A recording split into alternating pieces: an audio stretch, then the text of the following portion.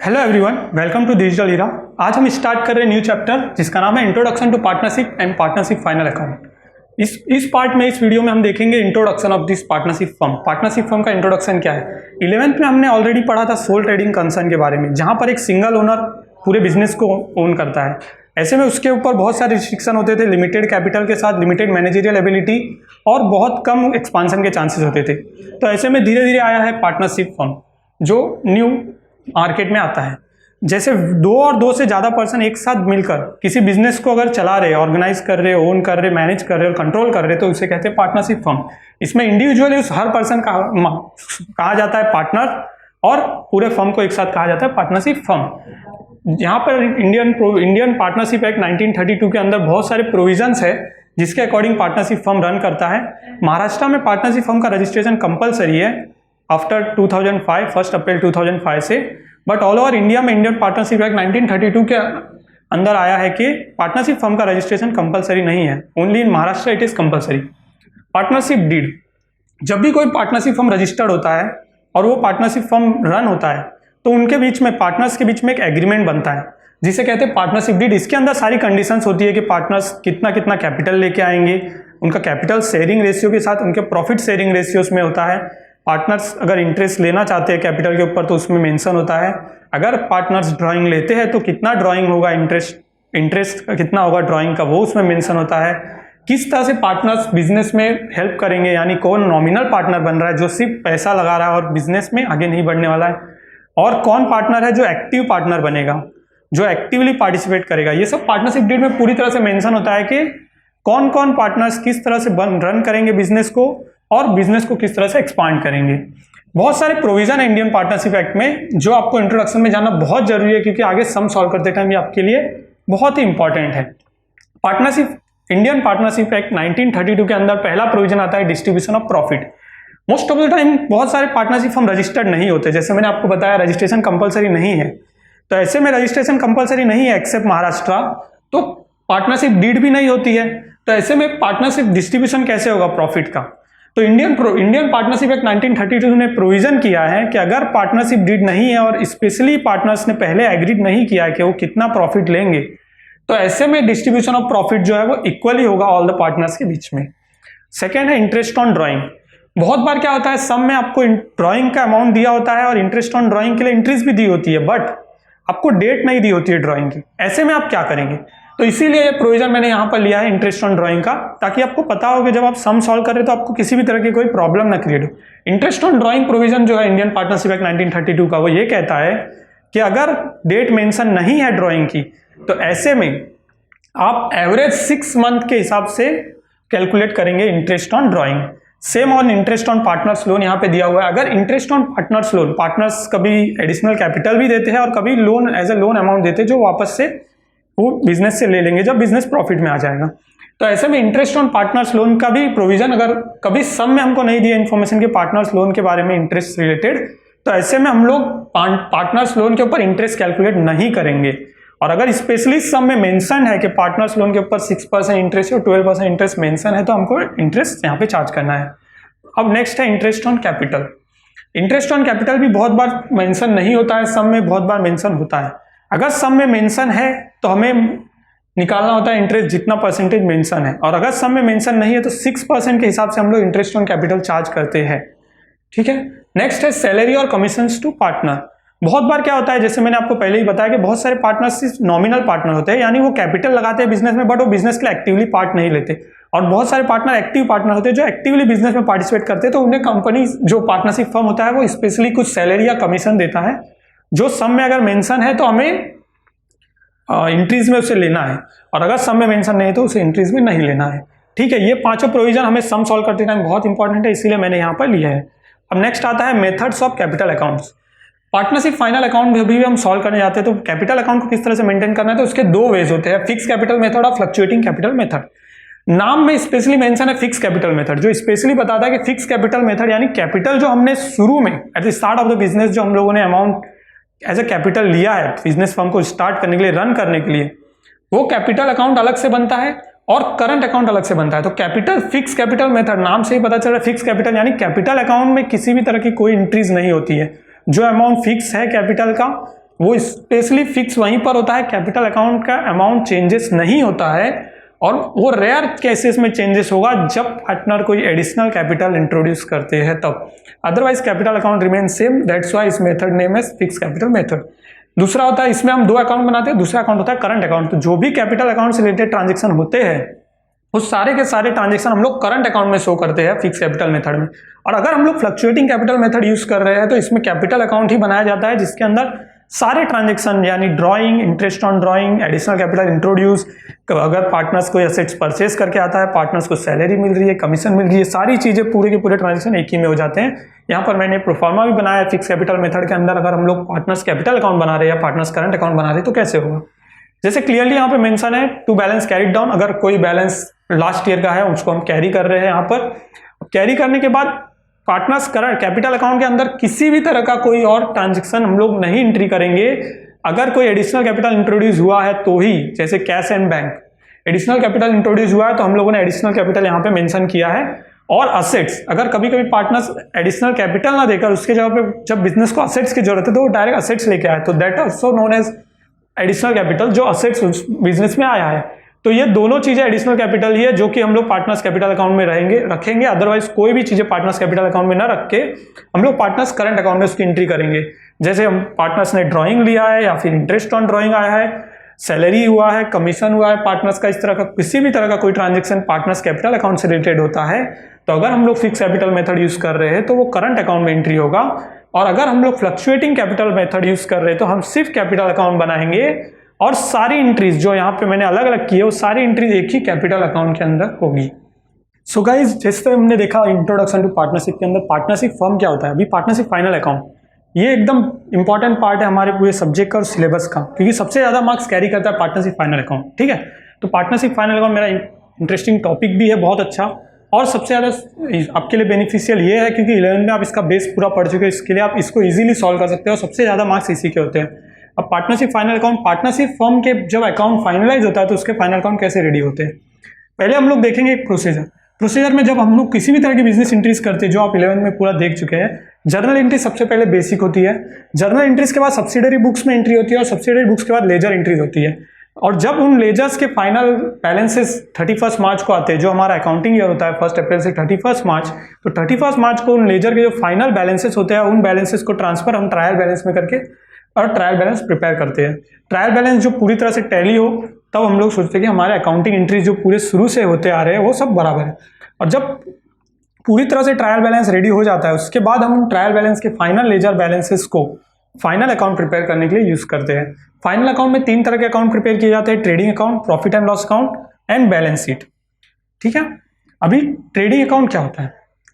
Trading account guys, trading account वो account होता है जहां पर हम फैक्ट्री से रिलेटेड सारे एक्सपेंसेस, गुड्स खरीदने से रिलेटेड, मतलब जब भी मटेरियल परचेज किया जाता है रॉ मटेरियल, तो मटेरियल खरीदना, उस मटेरियल को फैक्ट्री तक लाने से रिलेटेड जो भी एक्सपेंसेस होते हैं और फैक्ट्री में जो वर्कर काम करते हैं, फैक्ट्री में जो मैनेजर काम करता है वर्क मैनेजर, और उनसे रिलेटेड जो भी एक्सपेंसेस होते हैं और जो भी इनकम होती है वो सारी हम लोग ट्रेडिंग अकाउंट में एंट्रीज करते हैं। गुड्स अगर इनवर्ड हुआ है तो ट्रेडिंग अकाउंट के डेबिट साइड, क्रेडिट साइड में आता है, और गुड्स अगर आउटवर्ड हुआ है, बाहर गया है, तो हम लोग उसको क्रेडिट साइड में एंट्री करते हैं। ठीक है, दूसरा है profit and loss account. Trading account जो है एक नॉमिनल अकाउंट है, जैसे हम 3 तरह के अकाउंट्स है, अकाउंट्स में हमको पता होगा, नॉमिनल अकाउंट, रियल अकाउंट और पर्सनल अकाउंट, राइट।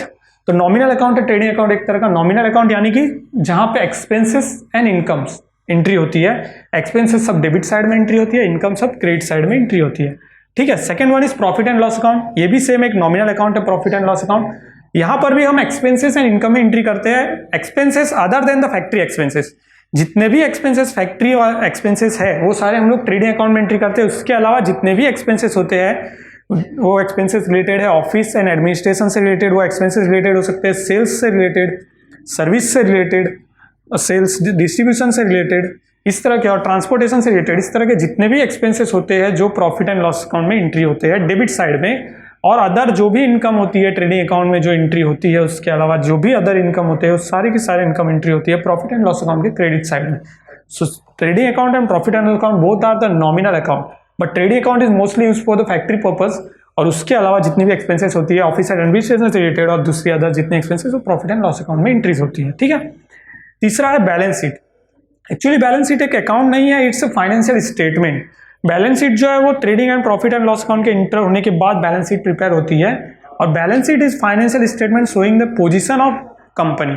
जब भी कंपनी लोन के लिए जाती है, किसी भी चीज़ के लिए बैंक में जाते हैं, तो बैंक सबसे पहले फाइनेंशियल पोजीशन कंपनी की कैसे पता करते हैं, उनकी बैलेंस शीट देखकर। अगर बैलेंस शीट आपकी स्ट्रांग है तो आपको लोन जल्दी मिल जाता है। तो ये बैलेंस शीट जो है वो फाइनेंशियल स्टेटमेंट होता है, this is not an account. बहुत सारे टाइम पे लोग गलती करते हैं कि बैलेंस शीट को भी एक अकाउंट बोलते हैं, but balance sheet is not an account, it's just statement जो कि पूरी फाइनल पोजीशन जो है कंपनी की बताता है बैलेंस शीट, कि कितने डेटर्स है, कितने क्रेडिटर्स है। अब ये सारे कंसेप्ट जो है डेटर्स, क्रेडिटर्स और ये सारे कंसेप्ट मैं आपको धीरे धीरे बताऊंगा जैसे जैसे हम लोग प्रोफार्मा देखेंगे, ठीक है। अभी फाइनल अकाउंट प्रिपेयर किस तरह से होता है, उसको क्लोज किस तरह से किया जाता है, ये मैं आपको बता दूं। सबसे पहले ट्रेडिंग अकाउंट हम लोग क्लोज करते हैं, ट्रेडिंग अकाउंट में सारी एंट्रीज करते हैं, ट्रायल बैलेंस की सारी एंट्रीज जो होती है उसे हम बाइफिकेट कर देते हैं, और जो एंट्री ट्रेडिंग अकाउंट में होनी होती है वो ट्रेडिंग अकाउंट में होती है, जो प्रॉफिट एंड लॉस में होनी होती है वो प्रॉफिट एंड लॉस में होती है, और जो एंट्रीज बैलेंस शीट में होनी होती है वो बैलेंस शीट में होती है। उसके बाद हम एडजस्टमेंट जो होते हैं, जैसे कुछ एंट्रीज हम लोग मिस कर देते हैं, कुछ एंट्रीज हम लोग भूल जाते हैं बाय मिस्टेक, इस तरह के एडजस्टमेंट हमेशा बिजनेस में होते हैं, क्योंकि बिजनेस एक बहुत बड़ा फॉर्म होता है जहां पर बहुत सारी एंट्रीज होती है। तो ऐसे में छोटी छोटी माइनस मिस्टेक होती है कि कभी हमने किसी पार्टी को माल बेच दिया और वो माल हमने 31 मार्च को भेजा, बट हमारा पर्सन जो था ऑफिस का वो निकल गया था। अब 1 अप्रैल को वो जब आया तब उसको पता चला कि हाँ वो अकाउंट तो कल, वो माल जो है वो कल की डेट में बिका था। तो ऐसे में ऐसी एंट्रीज को हम लोग जब एडजस्टमेंट के थ्रू एडजस्ट करते हैं, और उन एंट्रीज को एडजस्ट करने के बाद हम लोग ट्रेडिंग अकाउंट सबसे पहले क्लोज करते हैं। ट्रेडिंग अकाउंट में जो भी ग्रॉस प्रॉफिट और ग्रॉस लॉस जो भी होता है उसको हम लोग कैरी फॉरवर्ड करते हैं प्रॉफिट एंड लॉस अकाउंट में, और फिर profit and loss account close करते हैं, और वहां से नेट प्रॉफिट और नेट लॉस जो भी होता है इससे हम कैरी फॉरवर्ड करते हैं बैलेंस शीट में। आफ्टर दैट बैलेंस शीट को हम दोनों तरफ से टोटल करते हैं, जो टैली होना चाहिए, अर्थात वो दोनों तरफ से इक्वल आना चाहिए। अगर वो आपका इक्वल नहीं आता है तो आपकी एंट्रीज में कहीं ना कहीं प्रॉब्लम है, और जहां आपका बैलेंस शीट टैली होता है वहां आपका फाइनल अकाउंट पूरी तरह से क्लियर होता है, ठीक है। इस तरह से पूरी तरह एंट्री होती है फाइनल अकाउंट में। तो गाइज हम लोग देखेंगे ट्रेडिंग अकाउंट। ट्रेडिंग अकाउंट का प्रोफार्मा मैंने यहाँ पे बनाया हुआ है, जो आप लोग देखिए ध्यान से, और मैं यहाँ पे एक एक कंसेप्ट आपको क्लियर करके बताता हूँ कि किस चीज़ का क्या मतलब होता है, आप ताकि आप सॉल्व करें, आपको सॉल्व करने के साथ साथ सारी चीज़ों के कंसेप्ट भी क्लियर होने चाहिए, तो आप एडजस्टमेंट इजीली सॉल्व कर सकते हैं, ठीक है। ट्रेडिंग अकाउंट प्रोफार्मा की शुरुआत हमेशा ओपनिंग स्टॉक से होती है, और परचेज उसके बाद होता है, और क्रेडिट साइड में हमेशा सेल्स से स्टार्ट होता है। तो हम लोग को प्रोफार्मा इसी तरह से मेंटेन करना है जब हम लोग सम सॉल्व भी करें। ओपनिंग स्टॉक यानी वो स्टॉक जो लास्ट ईयर का क्लोजिंग स्टॉक था, लास्ट ईयर जब अकाउंट ईयर एंड हुआ था तो हमारे पास क्या स्टॉक था, वो इस साल के 1 अप्रैल को हमारा ओपनिंग स्टॉक हो जाता है, ठीक है। इसके बाद इन द फाइनेंशियल ईयर 1 अप्रैल से लेकर 31 मार्च तक पूरे ईयर थ्रू आउट हम लोगों ने जितना भी परचेसेस किया है वो यहाँ इंटर होता है, और उसके बाद अगर कुछ परचेस रिटर्न भी होता है, जैसे कोई माल कभी परचेस कर लिया, माल गलती से कोई दूसरा आ गया, या फिर जो माल हमने परचेस किया वो अभी हमें यूज में नहीं है और पड़ा है फैक्ट्री में, तो वो हम लोगों ने रिटर्न किया। सो वो परचेस रिटर्न जो है, जिसे रिटर्न आउटवर्ड भी बोला जाता है, ये आपको ये concept return outward and return inward दोनों को ध्यान से याद रखना है, क्योंकि ये चीज़ों में बहुत बार कंफ्यूज होकर हम लोग रॉन्ग कर देते हैं। सो रिटर्न आउटवर्ड यानी परचेस रिटर्न होता है, रिटर्न इनवर्ड यानी सेल्स रिटर्न। सो परचेस रिटर्न जो है उसको परचेस से माइनस किया और फाइनल अमाउंट जो है बाहर ले लिया। 2 कॉलम होते हैं, inner column and outer column. Inner column adjustment वाली एंट्रीज के लिए होता है, आउटर कॉलम फाइनल अमाउंट होता है, ठीक है। तो यहाँ पर परचेस में एक एडजस्टमेंट होता है रिटर्न का हमेशा, इसीलिए हम लोगों ने इसका अमाउंट इनर कॉलम में लिया है, और बाद में रिटर्न आउटवर्ड को माइनस किया है, और फाइनल अमाउंट जो उसके बाद है इसको हम लोगों ने बाहर के कॉलम में ले लिया, जिसे आउटर कॉलम कहते हैं, ठीक है। इसके बाद आया कैरीज इनवर्ड और फ्रेट। कैरीज इनवर्ड यानी कि ट्रांसपोर्टेशन चार्जेस, जो भी गुड्स खरीदे जाते हैं उनको खरीदने के बाद उनके फैक्ट्री में लाने तक कुछ एक्सपेंसेस होते हैं। जैसे बहुत सारी पार्टी से हमने माल खरीदा, वो कस्टमर से माल खरीदा, माल खरीदने के बाद वो माल फैक्ट्री में लाने तक हमारा जो गाड़ी भाड़ा लगा है उसको हम लोग फ्रेट कहते हैं, कैरीज कहते हैं, जो कि ट्रेडिंग अकाउंट में आएगा, क्योंकि गुड्स परचेस से रिलेटेड जितनी भी एक्सपेंसेस होती है वो यहाँ पर आती है, और गुड्स मैन्युफैक्चरिंग से रिलेटेड जितनी एक्सपेंसेस होगी वो भी यहाँ पर आएगी, राइट। अभी बहुत बार क्या होता है, कैरीज आउटवर्ड भी दिया होता है, कैरीज इनवर्ड भी दिया होता है। तो इनवर्ड का अर्थ होता है कि माल मटेरियल इन आ रहा था, अंदर की तरफ आ रहा था, तो आने का जो एक्सपेंसेस हुआ दैट इज इनवर्ड, तो हम लोगों ने इसे ट्रेडिंग अकाउंट में लिया है। और अगर वो आउटवर्ड है यानी कि मटेरियल बाहर भेजा जा रहा था, उसका जो एक्सपेंसेस हुआ है, तो आउटवर्ड एक्सपेंसेस हम लोग प्रॉफिट एंड लॉस अकाउंट में आते हैं, ठीक है। उसके बाद डॉक चार्जेस, अगर हम लोगों ने मटेरियल जो है वो सी से मंगाया है, समुद्र से मंगाया है, तो ऐसे में डॉकयार्ड के चार्जेस होते हैं। कस्टम ड्यूटी, बहुत बार कस्टम क्लियरेंस में माल जाता है, जैसे हम लोगों ने एक्सपोर्ट करके माल मंगवाया, तो अगर कस्टम ड्यूटी लग रही है तो वो हम लोग यहाँ रखेंगे ट्रेडिंग अकाउंट में। Wages, very important thing, wages. जब भी फैक्ट्री में वर्कर काम करते हैं तो वर्कर को हमें कुछ ना कुछ अमाउंट पे करना होता है, that is known as wages. So wages भी फैक्ट्री से रिलेटेड एक्सपेंसेस है, इसीलिए हम लोग ट्रेडिंग अकाउंट के डेबिट साइड में लिखेंगे। इंपोर्ट ड्यूटी, मटेरियल इंपोर्ट करने के लिए जो ड्यूटी लगती है that is import duty. Royalty, royalty का अर्थ होता है वो इनकम जो हम लोगों ने किसी का, जैसे कोई मशीनरीज होती है जो उन्होंने कॉपीराइट लिया हुआ है, अब कॉपीराइट या ट्रेडमार्क पेटेंट ली हुई चीज़ें अगर हम लोग यूज़ करते हैं तो हमें उसके लिए एक पर्टिकुलर अमाउंट जिस पर्सन ने पेटेंट किया है उसको पे करना होता है, that is known as royalty. So ये भी एक ट्रेडिंग अकाउंट का एक पार्ट हो गया। फैक्ट्री एक्सपेंसेस, जो भी फैक्ट्री से रिलेटेड एक्सपेंसेस, मैंने यहाँ पर फैक्ट्री एक्सपेंसेस इसीलिए लिखा है कि फैक्ट्री से रिलेटेड बहुत बार आता है other factory expenses, other manufacturing expenses, और फैक्ट्री से रिलेटेड जितने भी एक्सपेंसेस जैसे factory lighting, work manager salary, factory heating, factory में बहुत बार वो मेंटेनेंस सर्विस लगाई जाती है, ये सारी फैक्ट्री से रिलेटेड एक्सपेंसेस जितने भी होंगे वो सब ट्रेडिंग अकाउंट के डेबिट साइड में आएंगे। और एक कंसेप्ट होता है फैक्ट्री इंश्योरेंस का। अगर फैक्ट्री इंश्योरेंस, फैक्ट्री से रिलेटेड इंश्योरेंस लेना कंपलसरी है इंडिया में, तो अगर फैक्ट्री इंश्योरेंस हम लोग लेते हैं तो उसका अमाउंट होता है ट्रेडिंग अकाउंट के डेबिट साइड में एंट्री होता है। ठीक है, नेक्स्ट पार्ट है क्रेडिट साइड में क्या क्या आएगा। सेल्स, जिस तरह से परचेस की सारी एंट्री हम लोगों ने ट्रेडिंग अकाउंट के डेबिट साइड में की, सेल्स की एंट्री क्रेडिट साइड में होगी। अब सेल्स जो है वो गुड्स जा रहा है फैक्ट्री से बाहर, मैंने आपको पहले ही बताया गुड्स जब भी इन होगा ट्रेडिंग अकाउंट के डेबिट साइड में आएगा, और गुड्स जब भी आउट होगा ट्रेडिंग अकाउंट के क्रेडिट साइड में उसकी एंट्री आएगी। तो सेल्स में गुड्स फैक्ट्री से बाहर जा रहे तो सेल्स जो है यहाँ पर आएगा, और इसको हम लोग हमेशा इनर में लेते हैं क्योंकि सेल्स रिटर्न भी होता है। बहुत बार हम माल बेचते हैं, पार्टी को कोई माल पसंद नहीं आता, डैमेज हो जाता है, कुछ प्रॉब्लम होती है इन ट्रांजिट, तो ऐसे में वो सारा मटेरियल जो रिटर्न आता है that's known as return inward, जिसे हम लोग सेल्स रिटर्न भी कहते हैं, वो हम लोग सेल्स के अमाउंट से माइनस करेंगे, इसीलिए मैंने अमाउंट इनर कॉलम में लिखा है। सेल्स अमाउंट से उसे माइनस करने के बाद फाइनल अमाउंट हम लोग आउटर कॉलम में लेंगे। अब जैसे यहाँ पर बहुत सारी चीजें, जैसे goods loss by fire, factory है, इतनी सारी मशीनरीज है, इलेक्ट्रिसिटी है, तो ऐसे में चांसेस होते हैं कि कभी फैक्ट्री में फायर लग जाए। अब फायर लग जाएगा तो गुड्स बहुत सारे जल जाते हैं, वो सारे गुड्स जो जल जाते हैं दैट्स ऑल्सो लॉस, कंपनी का लॉस है। तो फैक्ट्री से गुड्स कम हो गए, फैक्ट्री से गुड्स कम हुए तो वो हम लोगों ने क्रेडिट साइड में लिखा है ट्रेडिंग अकाउंट के।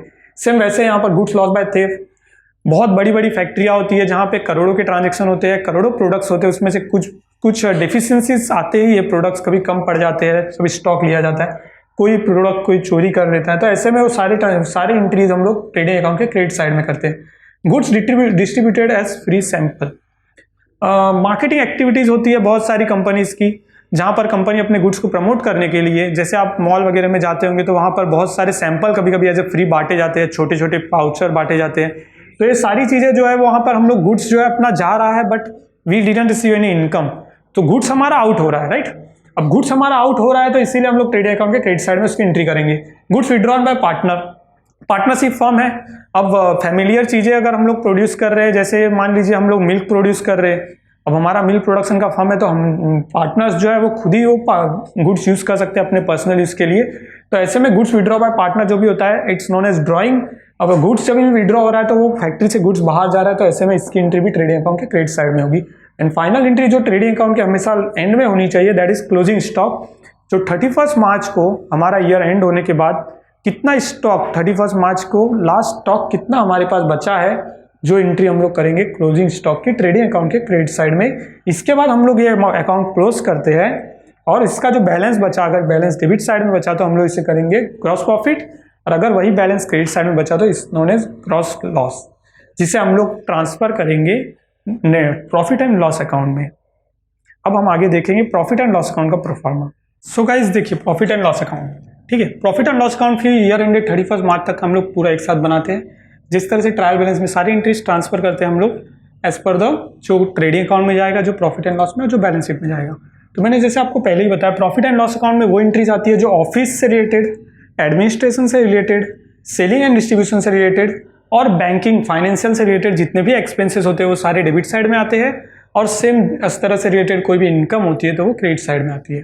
ठीक है, अभी जहाँ जैसे ट्रेडिंग अकाउंट में हम लोगों ने ग्रॉस प्रॉफिट या ग्रॉस लॉस जो भी होगा अमाउंट वो हम ट्रांसफर करते हैं प्रॉफिट एंड लॉस अकाउंट में, तो उसे हम लोग सबसे शुरू में ही लिखेंगे फर्स्ट एंट्री, अगर ग्रॉस लॉस हुआ है ट्रेडिंग अकाउंट के क्रेडिट साइड में आता है, जिसे हम प्रॉफिट एंड लॉस अकाउंट के डेबिट साइड में ट्रांसफर करते हैं। अगर प्रॉफिट हुआ है ग्रॉस प्रॉफिट तो वो हम लोग ट्रांसफर करेंगे क्रेडिट साइड में प्रॉफिट एंड लॉस अकाउंट के। ठीक है, इसके बाद आता है पहली एंट्री सैलरीज। तो जितने भी एम्प्लॉयज़ काम करते हैं ऑफिस में, जैसे फैक्ट्री में एम्प्लॉयज़ काम करते हैं तो इनको वेजेस दिया जाता है और उन वेजेस को हम लोग लिखते हैं ट्रेडिंग अकाउंट के डेबिट साइड में। उसी तरह ऑफिस से रिलेटेड जितने भी एम्प्लॉयज़ काम कर रहे हैं सेल्स में जितनी टीम हमारी काम कर रही होती है और बैंकिंग से रिलेटेड जितने हमारे पर्सन्स होते हैं, फाइनेंशियल रिलेटेड पर्सन, इन सबकी सैलरीज हम लोग प्रॉफिट एंड लॉस अकाउंट के डेबिट साइड में लिखते हैं। Rent and rates, office rent होता है, ऑफिस को मेंटेनेंस के जो खर्चे होते हैं वो सारे खर्चे हम लोग प्रॉफिट एंड लॉस अकाउंट के डेबिट साइड में एंट्री करते हैं। टू इंश्योरेंस, इंश्योरेंस लिया जाता है, एम्प्लॉय इंश्योरेंस होता है, कभी कभी ऑफिस फैक्ट्री के ऑफिस के प्रीमाइसेस का इंश्योरेंस होता है कभी कभी। तो ये सारे इंश्योरेंस जो भी हम लोग लेते हैं उनके वो अमाउंट भी प्रॉफिट एंड लॉस अकाउंट के डेबिट साइड में आता है। ऑफिसेस में टेलीफोन यूज होते हैं और पोस्टेज भी पहले यूज होता था, आजकल जैसे इंटरनेट एक्सपेंसेस होते हैं ऑफिस से रिलेटेड, वो सारे एक्सपेंसेस जो भी है, जैसे प्रिंटिंग एंड स्टेशनरी ऑफिस में यूज होती है, प्रिंटिंग के चार्जेस होते हैं, जेरोक्स मशीन्स होते हैं, तो इन सब के जो भी एक्सपेंसेस होते हैं मेंटेनेंस के, सारे एक्सपेंसेस आते हैं प्रॉफिट एंड लॉस अकाउंट के डेबिट साइड में।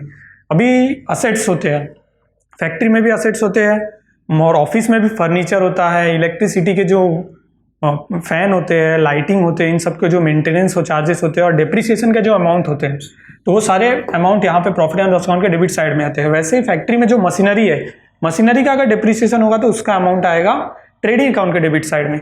बट जो भी मशीनरी से अदर देन फैक्ट्री में जो भी असेट्स है उन्हें छोड़ के जो भी असेट्स दूसरे होते हैं, जैसे लैंड एंड बिल्डिंग हो गया, तो बिल्डिंग जो है वो ऑफिशियल बिल्डिंग हो सकती है, ऑफिस प्रीमाइसेस हो गया, तो ऑफिस प्रीमाइसेस अगर अपना ओन है तो वो हमारे लिए एक असेट्स है, उसका अमाउंट अगर डिप्रिशिएट हो रहा है एवरी ईयर तो वो हम लोग डेबिट साइड में प्रॉफिट एंड लॉस अकाउंट में दिखाएंगे।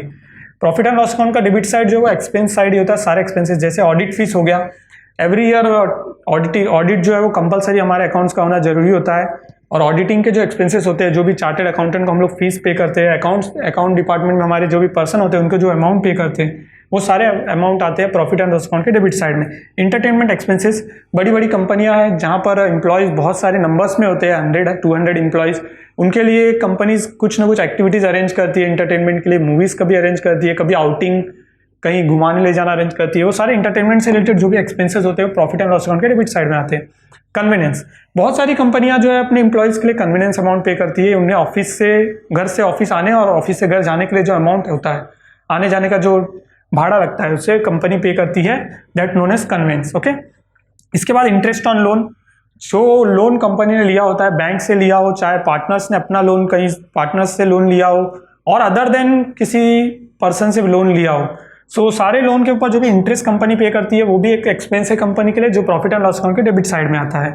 इसके बाद आया डिस्काउंट, परचेज, जब भी हम लोग माल परचेज करते हैं तो हमें डिस्काउंट मिलता है, right, that is known as discount received, जो हमारे लिए फायदा है। बट अगर माल खरीद रहे हैं तो जैसे डिस्काउंट हमें मिल रहा है वैसे ही हम लोग बेचेंगे, तो कभी किसी ने लॉट में माल परचेज किया, कभी हम लोगों ने कोई स्कीम लगाई है तो हम डिस्काउंट दे रहे हैं, ये जो भी डिस्काउंट हम देते हैं वो एक तरह से हमारे लिए लॉस है, एक्सपेंस है, क्योंकि हम लोगों ने एडिशनल एक्टिविटीज की है जिसके कारण हमारा जो इनकम आना चाहिए था, जैसे 100 रुपए की चीज हम लोग 100 में बेचने वाले थे, वो 90 रुपए में बिकी, यानी 10 रुपए हमने डिस्काउंट दिया, तो 10 रुपए हमारे लिए एक तरह से नुकसान है, तो प्रॉफिट एंड लॉस अकाउंट के डेबिट साइड में आएगा। एडवर्टीजमेंट एक्सपेंसेस, जितने भी सेल्स से रिलेटेड एक्सपेंसेस जैसे मैंने आपको बोला, तो एडवर्टीजमेंट डिस्काउंट भी उसमें आ गया, कैरीज आउटवर्ड आ गया, एडवर्टीजमेंट जितने भी होते हैं अलग अलग तरीके से, न्यूज़पेपर प्रिंटिंग एडवर्टाइजमेंट और टेलीविजन एडवर्टाइजमेंट, सारे एक्सपेंसेस इसमें आते हैं प्रॉफिट एंड लॉस अकाउंट के डेबिट साइड में।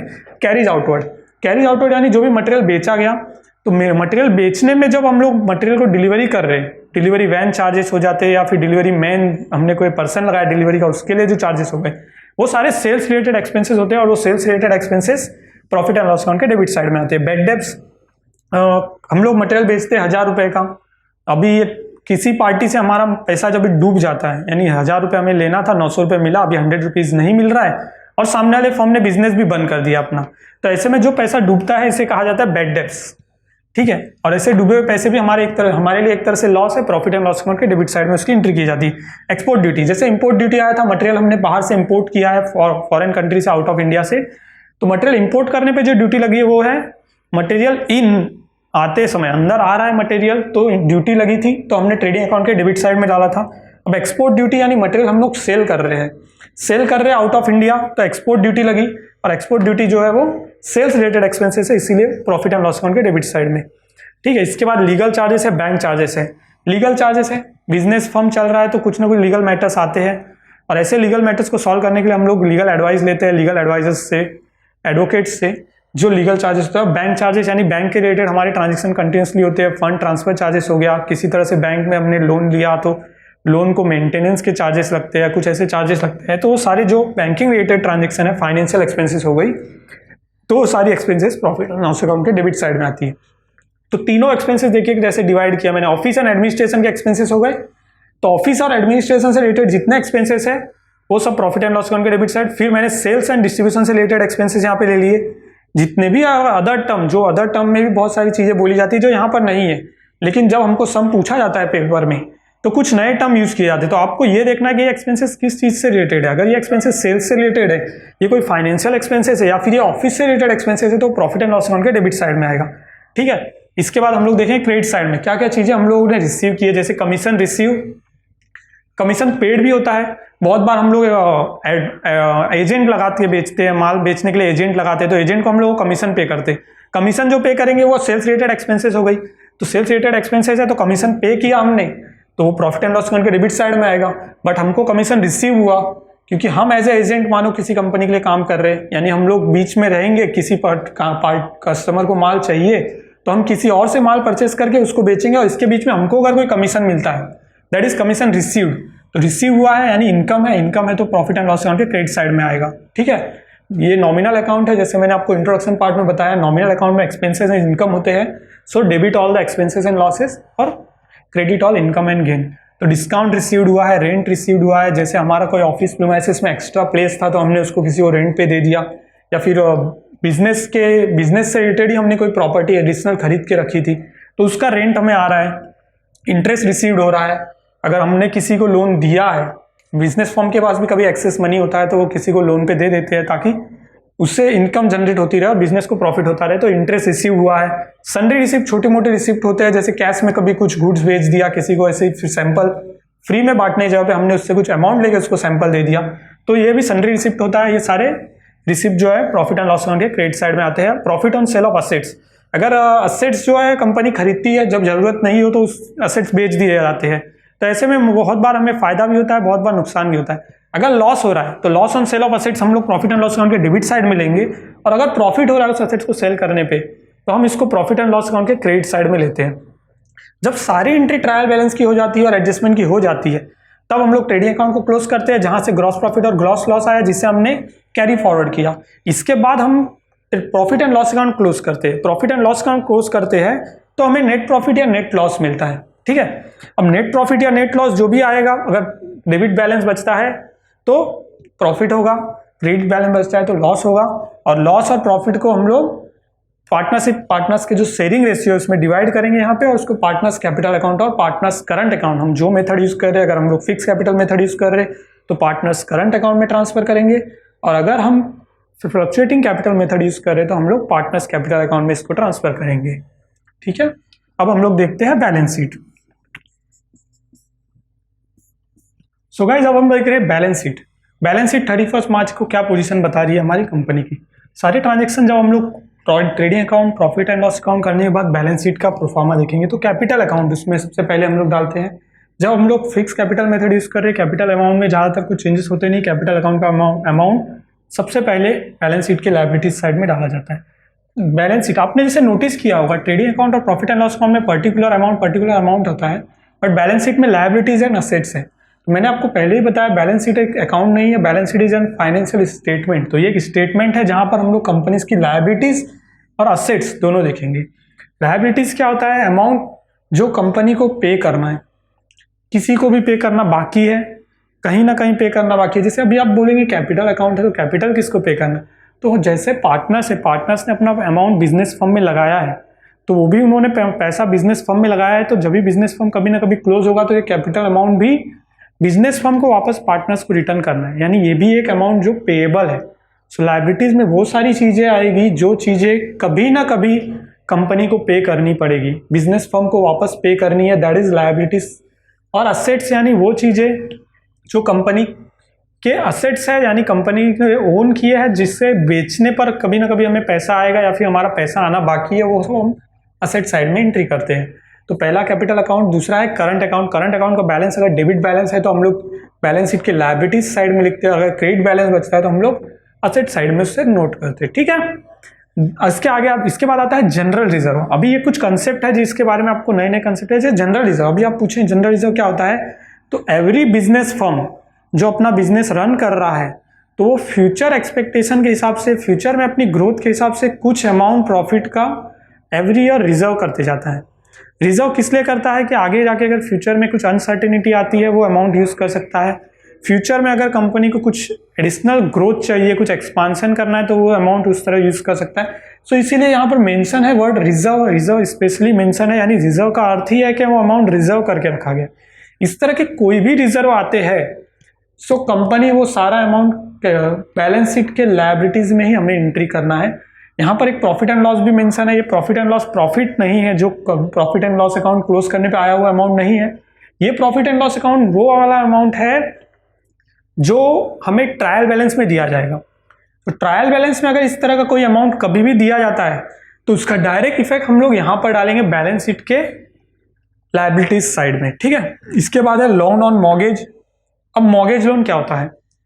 तो मॉर्गेज लोन होता है वो लोन जहां पर हमने अपनी कोई चीज, कोई वस्तु या फिर बिजनेस से रिलेटेड किसी प्रीमाइसेस को मॉर्गेज किया है अगेंस्ट द लोन, पैसा लेने के लिए। जैसे बहुत बार हाइपोथेटिकल और स्टॉक को भी हाइपोथेट करके लोन लिया जाता है और बैंक लोन देता है। स्टॉक के अगेंस्ट बैंक लोन देता है, फैक्ट्री बिल्डिंग, ऑफिस बिल्डिंग और ऑफिस प्रीमाइसेस के अगेंस्ट। सो वो सारे लोन मॉर्गेज लोन होते हैं। बैंक लोन और अदर सिक्योरिटीज के साथ जो बैंक लोन लिया गया है वो भी यहाँ पर हमारे लिए लायबिलिटी है। तो हम लोग बैलेंस शीट में लायबिलिटी साइड में लिखेंगे bills payable.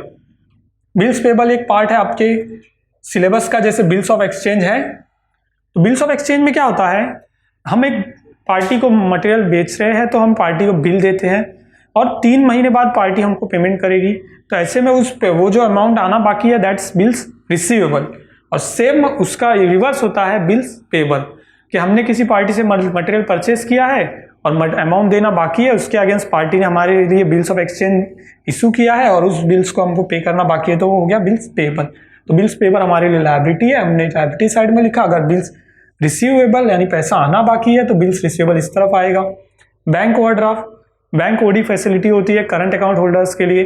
Current account holders के अमाउंट मतलब कभी भी उनको इमरजेंसी में अमाउंट अगर ज़्यादा चाहिए तो ऐसे में वो ज़्यादा अमाउंट बैंक से विड्रॉ कर सकते हैं, क्योंकि वो रेगुलर ट्रांजेक्शन करने वाले कस्टमर्स होते हैं और बैंक के साथ उनके अच्छे ट्रांजेक्शन्स होते हैं।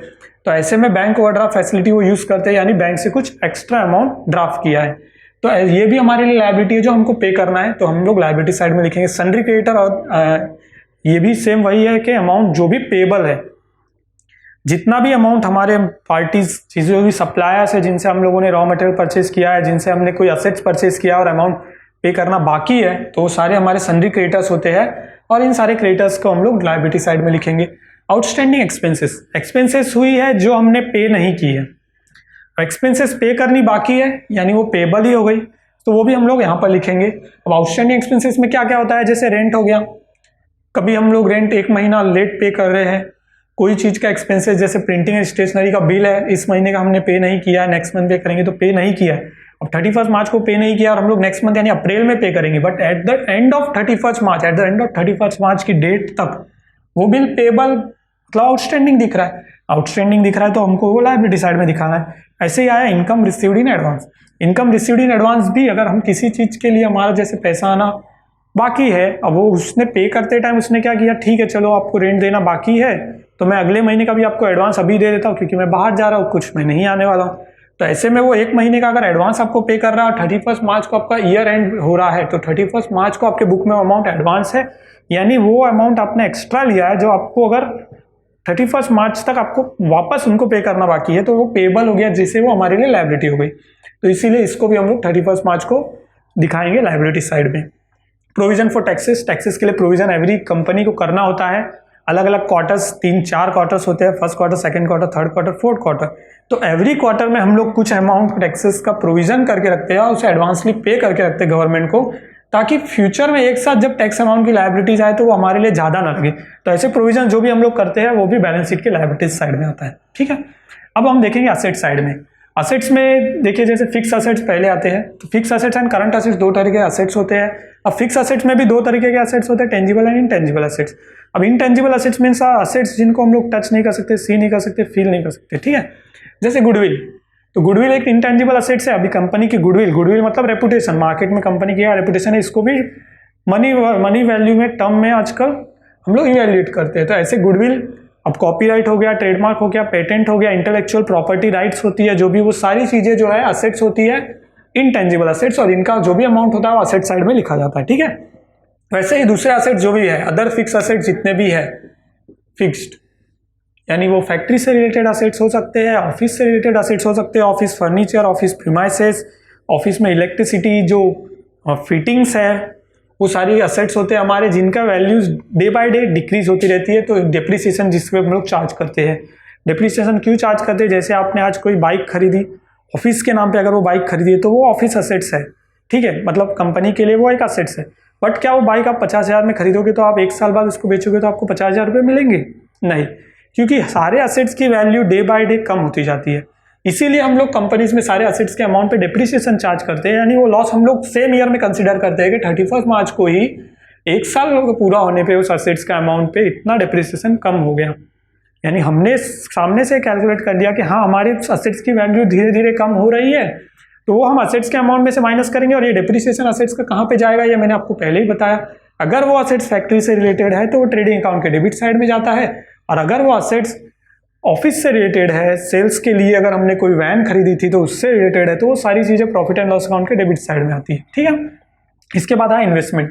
कंपनीज के पास जब एक्सेस फंड होता है तो कंपनी कहीं ना कहीं इन्वेस्ट करती है, कभी गवर्नमेंट बॉन्ड में इन्वेस्ट करती है, कभी किसी अदर कंपनी में इन्वेस्ट करती है, कभी किसी अदर छोटे फर्म में इन्वेस्ट करती है। तो ऐसे इन्वेस्टमेंट जो है वो हमारे लिए असेट्स होते हैं, क्योंकि वो अमाउंट हमने वहाँ पे इन्वेस्ट किया जो हमें कभी ना कभी वापस मिलेगा, और इन द रिटर्न हमें एक्स्ट्रा अमाउंट भी मिलता है। तो इन्वेस्टमेंट के साथ कभी कभी परसेंटेज दिया होता है, तो हमें कैलकुलेट करना होता है कि उसमें हमें कितना इंटरेस्ट मिलने वाला है। ठीक है, इसके बाद आउटस्टैंडिंग इनकम, जो इनकम आउटस्टैंडिंग है, यानी पैसा जो आना बाकी है, मटेरियल सेल किया है बट पैसा आया नहीं है, पैसा आना बाकी है, ऐसे आउटस्टैंडिंग इनकम जो भी रहेगी वो हमारे पैसा आना बाकी है, तो हमारे लिए असेट्स हैं।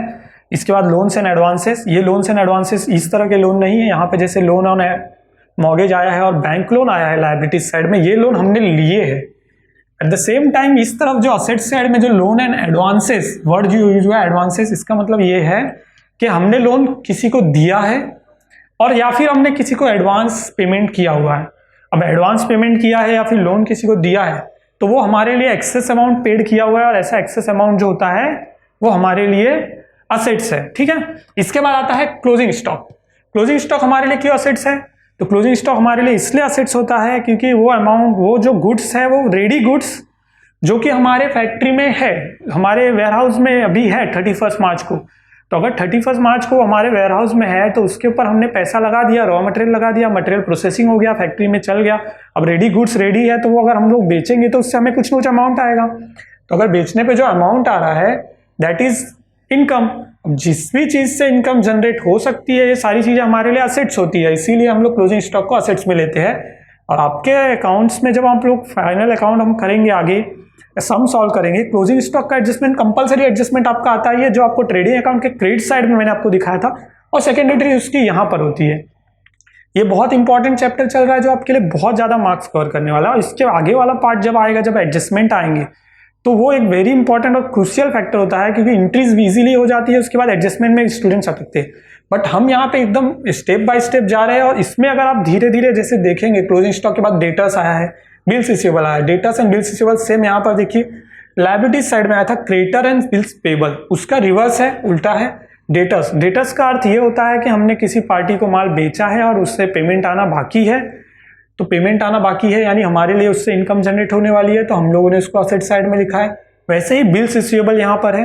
बिल्स रिसीवेबल का अर्थ होता है कि हमने किसी पार्टी को पेमेंट मटेरियल बेचा है, कस्टमर को मटेरियल बेचा है, मटेरियल बेचने के बाद हमने बिल ऑफ एक्सचेंज उस पर रेज किया और उस बिल को पार्टी को भेजा और पार्टी ने उस बिल को एक्सेप्ट कर लिया, तो बिल हो गया बिल्स रिसीवेबल, जो हम लोग बिल ऑफ एक्सचेंज चैप्टर में डिटेल में भी पढ़ेंगे। ठीक है, तो बिल्स रिसीवेबल आ गया, तो बिल्स रिसीवेबल यानी पैसा आना बाकी है। उसके बाद हमारे हाथ में कैश होता है।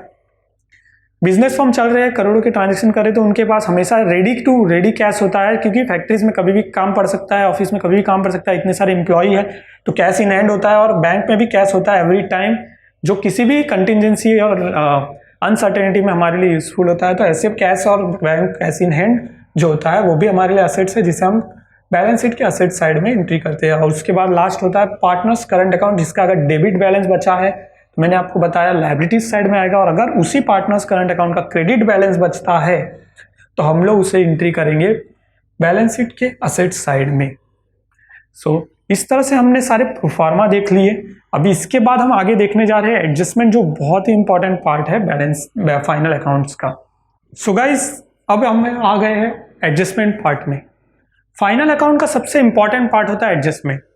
इंट्रीज जो है ट्रायल बैलेंस से हमने स्टार्ट की, ट्रायल बैलेंस से सारे पोस्टिंग कर दिए। पोस्टिंग जिसे कहते हैं कि ट्रायल बैलेंस में जो जो लेजर्स के फाइनल बैलेंसेस थे उसको हमने trading account, profit and loss account और बैलेंस शीट में एंट्री कर दी। इसके बाद आते हैं कुछ एडजस्टमेंट, और एडजस्टमेंट स्टार्ट करने के पहले जो इंपॉर्टेंट पॉइंट्स हमको जानने थे कि एडजस्टमेंट क्यों आते हैं, तो मैं आपको वेरी इंपॉर्टेंट पॉइंट्स बता रहा हूँ जो आपको हमेशा ध्यान रखने हैं। एडजस्टमेंट आने का पहला सबसे बड़ा रीजन होता है अकाउंटिंग फाइनेंशियल ईयर। जब हम अकाउंटिंग फाइनेंशियल ईयर को फाइनलाइज कर रहे हैं, अकाउंट्स को फाइनलाइज कर रहे हैं, उसका रीजन क्या है कि हम पर्टिकुलर एक पीरियड 1 अप्रैल टू 31 मार्च, एक पर्टिकुलर पीरियड के बीच में कंपनी ने क्या क्या ट्रांजैक्शन किया और कंपनी को एक एग्जैक्ट फिगर अमाउंट कितना प्रॉफिट हुआ, ये जानने के लिए हम लोग फाइनल अकाउंट बनाते। और यही जानने के लिए जब हम लोग फाइनल अकाउंट बना रहे तो ऐसे में एडजस्टमेंट इसलिए आ जाते कि कुछ चीजें छोटी छोटी जो होती है वो छूट जाती है। जैसे रेंट कभी किसी को एक्स्ट्रा पे करके रखा है, किसी को हमने एक्स्ट्रा अमाउंट पे करके रखा है, किसी से पैसा लेना बाकी पड़ा है, किसी को देना बाकी पड़ा है, कुछ पैसे हमारे डूब गए, कुछ असेट्स है जिन पे हम लोग डेप्रिसिएशन एवरी ईयर चार्ज करते जो हमको चार्ज करना है, तब जाके हम एग्जैक्ट फिगर निकाल सकते। तो इसका बहुत बड़ा रोल होता है कि एक पर्टिकुलर टाइम पीरियड के बीच में कंपनी ने क्या क्या ट्रांजेक्शन किए, कंपनी ने क्या क्या ट्रांजेक्शन में क्या क्या अर्न किया, क्या क्या लॉस किया, और उसके बाद एक फाइनल अमाउंट कंपनी का कितना प्रॉफिट हुआ, ये निकालने के लिए हम लोग फाइनल अकाउंट बनाते हैं। तो इसीलिए एडजस्टमेंट्स आते हैं। ठीक है, सबसे पहली चीज है। दूसरी चीज ये है, एडजस्टमेंट जो है वो हम लोग ट्रायल बैलेंस के बाद कर रहे हैं। आपको पता है अकाउंटिंग हमारा जो सिस्टम हम लोग यूज कर रहे हैं इसे डबल एंट्री सिस्टम कहा जाता है।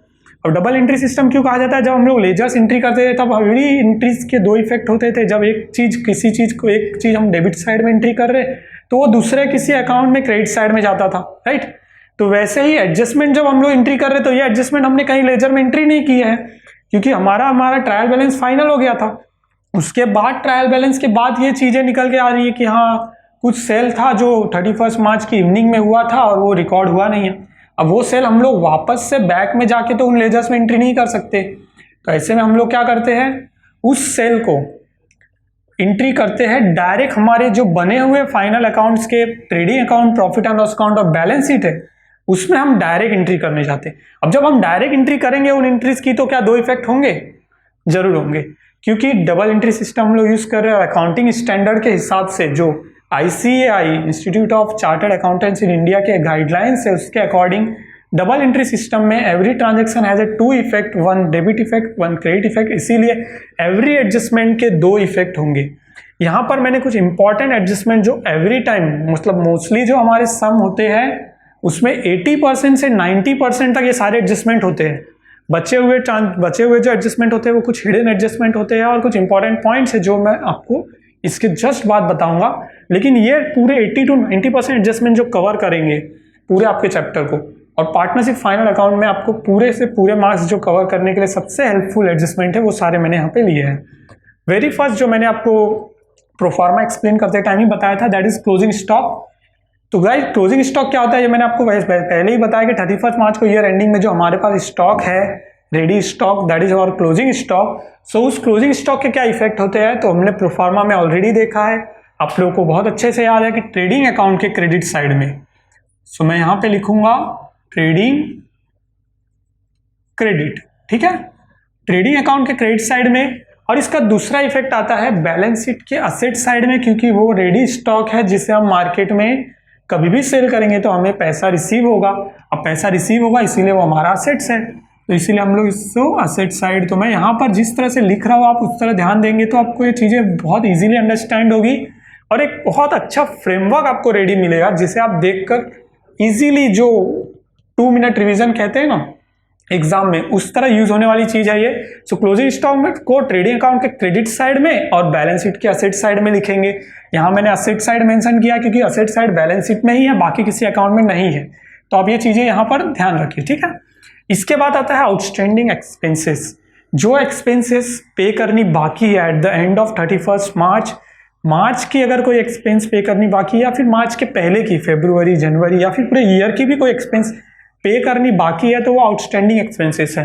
अब आउटस्टैंडिंग एक्सपेंसेस यानी जो खर्चा एक्चुअली हो गया है but we have not paid for it, yes. तो जो हमने पेड नहीं किया है और एक्सपेंस हो चुकी है वो हमारे लिए पेएबल है। पेएबल है यानी वो हमारे लिए लायबिलिटी हो जाती है, तो बैलेंस शीट में उसका इफेक्ट क्या होगा, लायबिलिटी।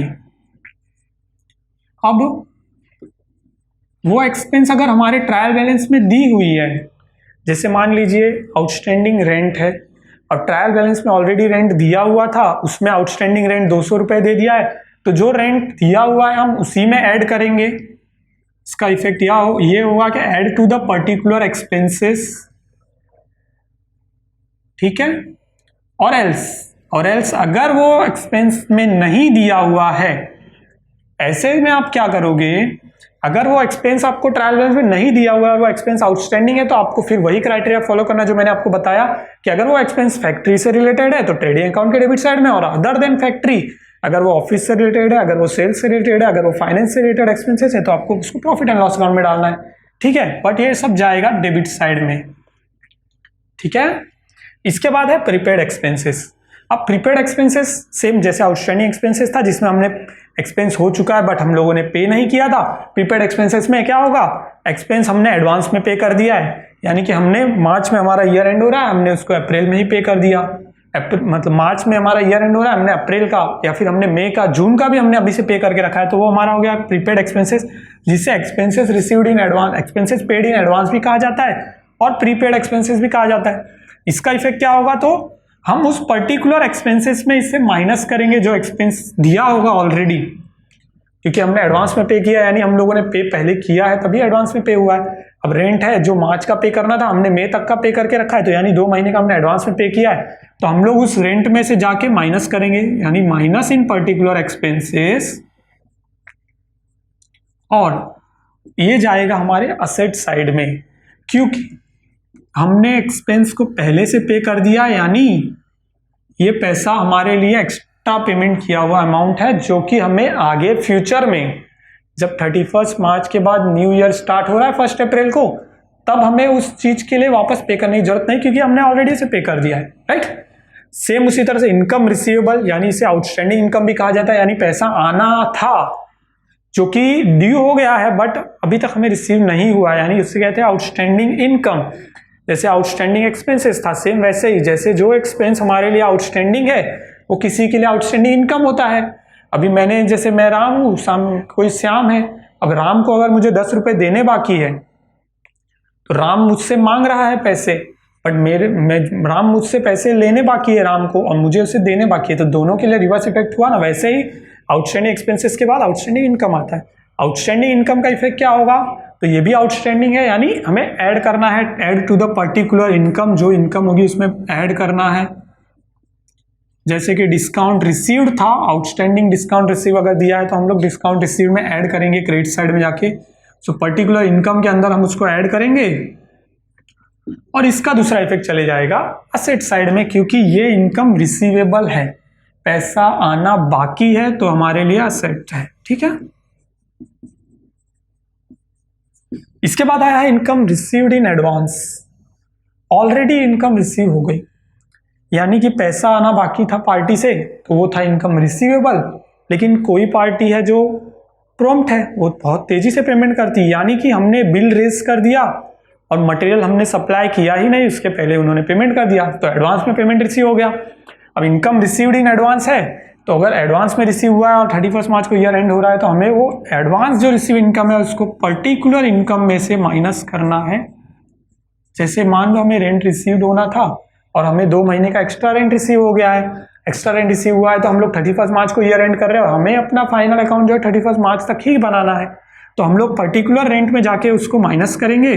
तो पर्टिकुलर इनकम में से इसे माइनस करना है, और अगर इनकम रिसीव्ड एडवांस में हुई है, यानी कि वो अमाउंट हमारे लिए पेबल हो जाता है, जो कि हमारे लिए एक लायबिलिटी है, तो ये लायबिलिटी साइड में आएगा, ठीक है।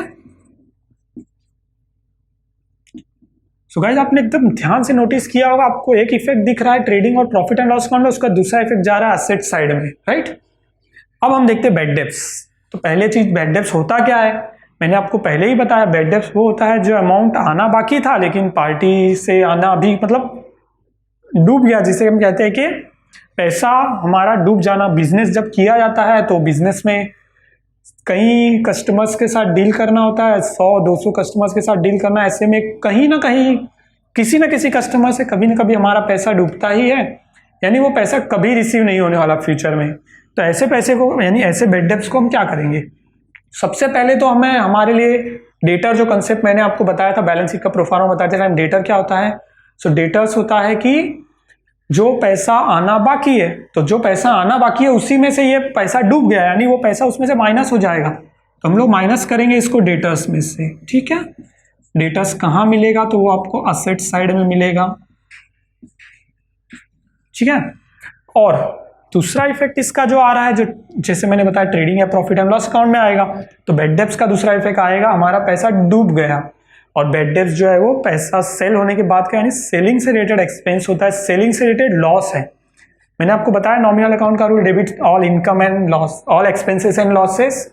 तो ये प्रॉफिट एंड लॉस अकाउंट के डेबिट साइड में आएगा, ठीक है। तो प्रॉफिट एंड लॉस अकाउंट के डेबिट साइड में इसको हम लोग एंट्री करेंगे बैड डेब्ट्स को। अभी आरडीडी क्या होता है? सो आरडीडी होता है रिजर्व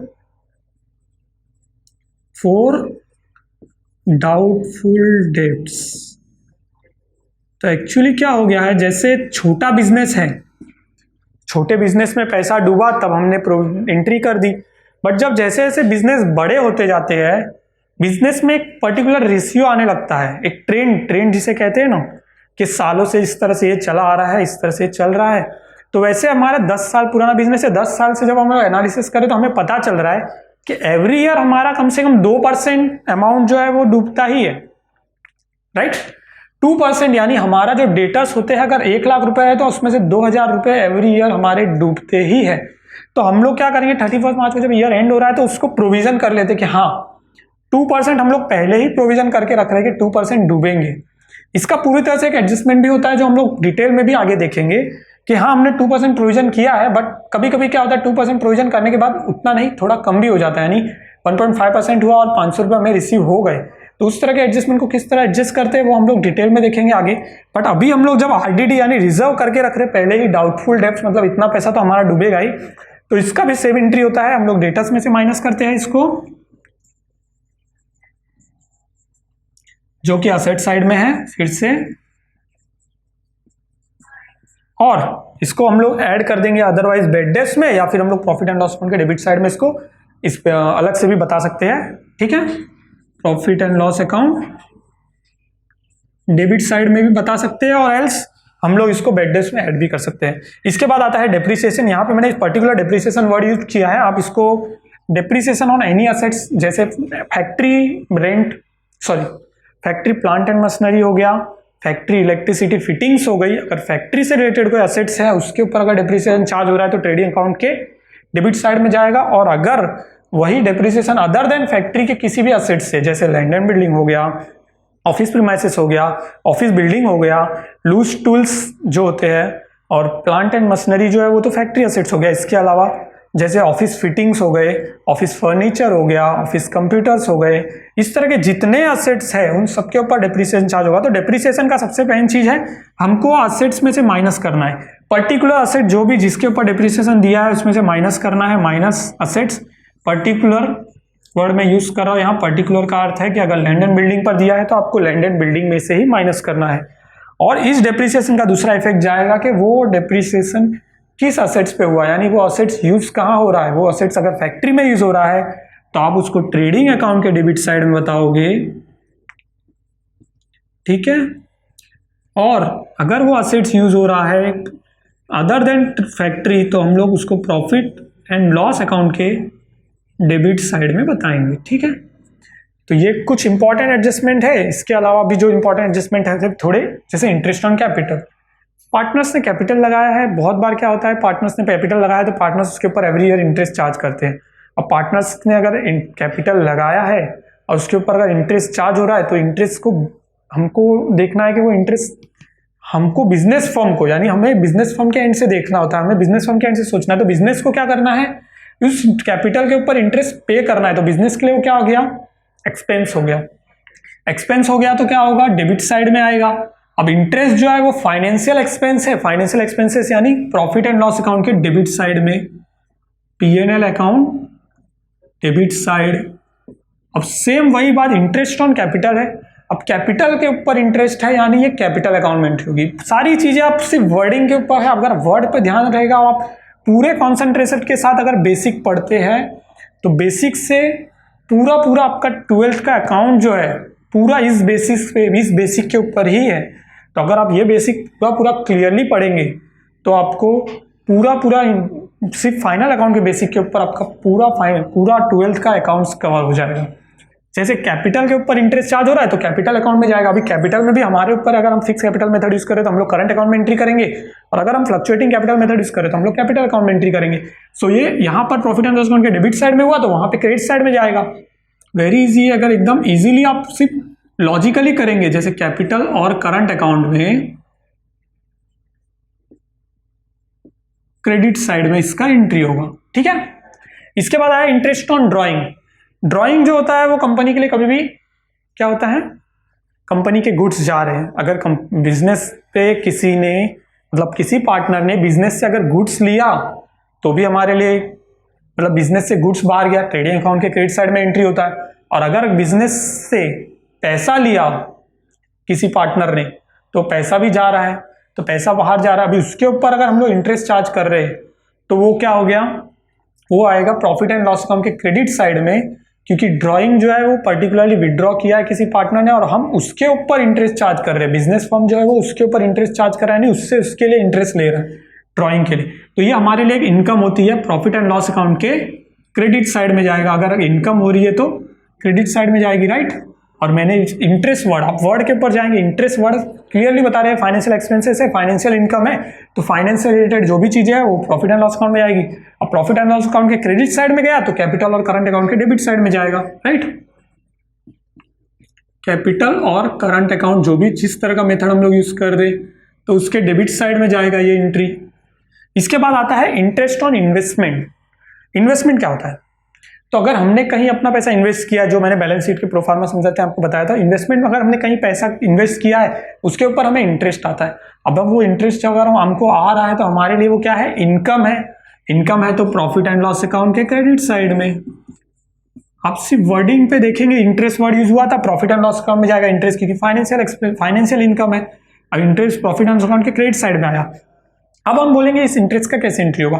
इंटरेस्ट का एंट्री, इन्वेस्टमेंट के इंटरेस्ट की एंट्री करने के दो तरीके हैं, या तो आप इसे पर्टिकुलरली जाकर सीधे असेट साइड में लिख सकते हैं, जो कि वेरी सिंपल है और यही फॉलो करें तो ज्यादा बेटर है कि असेट साइड में आप इसकी एंट्री कर दो। अदरवाइज यू कैन डू कि you can add that amount in the investment amount. Investment amount जो असेट साइड में दिया होता है उसमें आप पर्टिकुलरली ऐड भी कर सकते हैं और उसको एक पर्टिकुलर अलग एंट्री भी असेट साइड में कर सकते हैं।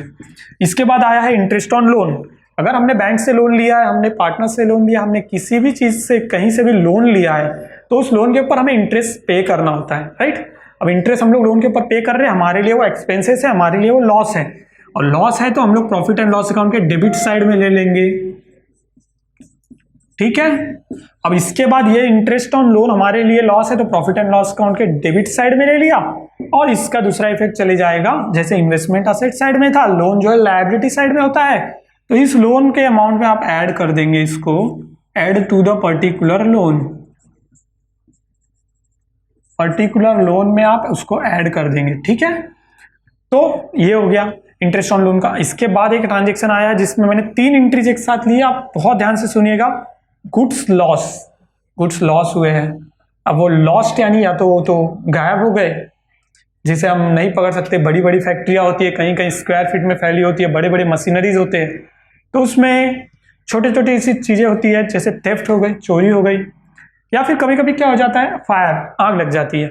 आग लगने में भी इस तरह के 2 ट्रांजेक्शन होते हैं कि एक अनइंश्योर्ड गुड्स होते हैं, एक इंश्योर्ड गुड्स होते हैं।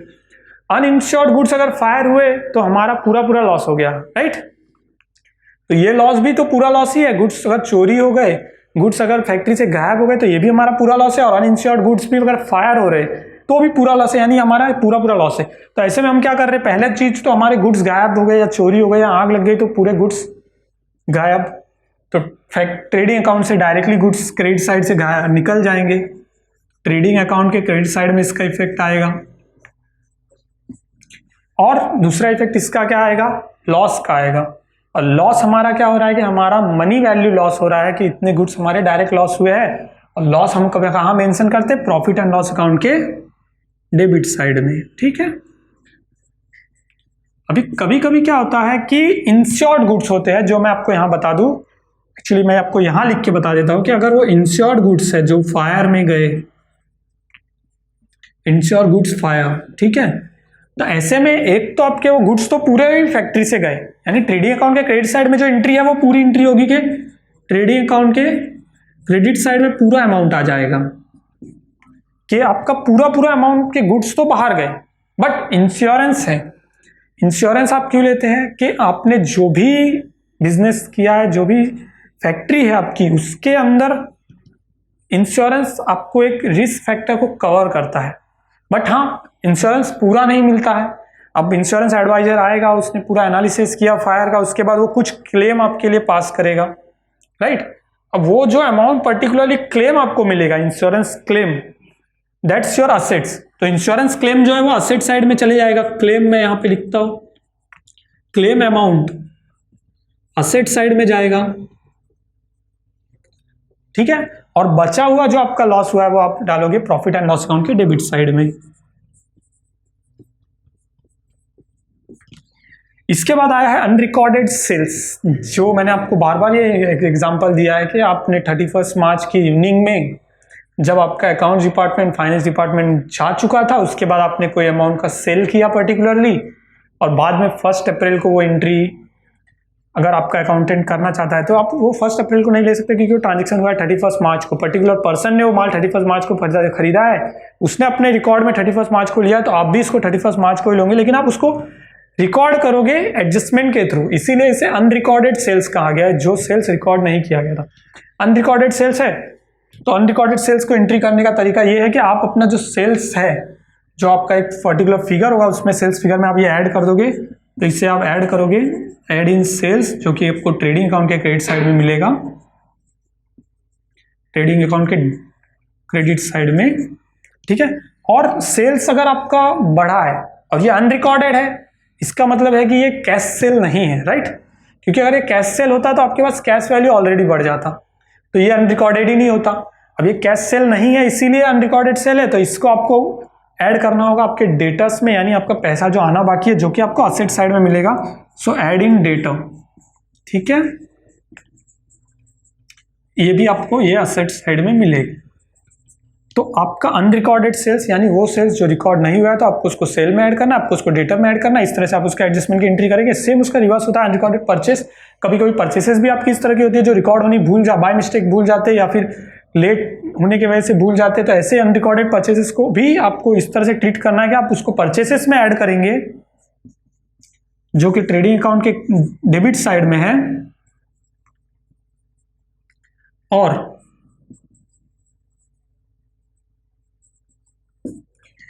दूसरा इफेक्ट इसका क्या होगा, जैसे सेल्स डेटर में गया है तो वैसे ही परचेसेस चले जाएगा क्रेडिटर में, इसको आप ऐड करेंगे क्रेडिटर में, जो आपको मिलेगा लायबिलिटी साइड में, ठीक है। इसके बाद आया है कमीशन टू पार्टनर्स और सैलरी टू पार्टनर्स। कमीशन और salary to partners point of view से देखना है, बिजनेस पॉइंट ऑफ व्यू से। बिजनेस पॉइंट ऑफ व्यू क्या कहता है, अगर हम लोग पार्टनर को सैलरी दे रहे, कमीशन दे रहे, तो क्या कंपनी के लिए ये एक्सपेंस है या इनकम है। पर्टिकुलरली ये एक्सपेंसेस हो जाता है, क्योंकि अगर हम लोग कोई भी कमीशन पे कर रहे, कोई भी सैलरी पे कर रहे हैं, other we are paying to employ, other we are paying to partner, okay, दोनों भी हमारे लिए एक्सपेंस है। अब वो एक्सपेंस है तो प्रॉफिट एंड लॉस अकाउंट के डेबिट साइड में एंट्री होगा। दूसरा इफेक्ट कहां चले जाएगा, तो ये रिलेटेड टू पार्टनर्स, जो भी एंट्री और ट्रांजैक्शन रिलेटेड टू पार्टनर्स होते हैं, उसका दूसरा इफेक्ट हमेशा चले जाता है पार्टनर्स कैपिटल और पार्टनर्स करंट अकाउंट, विच और मेथड यू आर फॉलोइंग। अगर हम लोग फिक्स कैपिटल मेथड यूज कर रहे हैं तो हम लोग करंट अकाउंट में एंट्री करेंगे, अगर हम लोग फ्लक्चुएटिंग कैपिटल मेथड यूज कर रहे हैं हम लोग कैपिटल अकाउंट में एंट्री करेंगे, और अगर प्रॉफिट एंड लॉस अकाउंट के डेबिट में जा रहा है तो हम लोग कैपिटल और करंट अकाउंट के क्रेडिट में इसकी एंट्री करेंगे,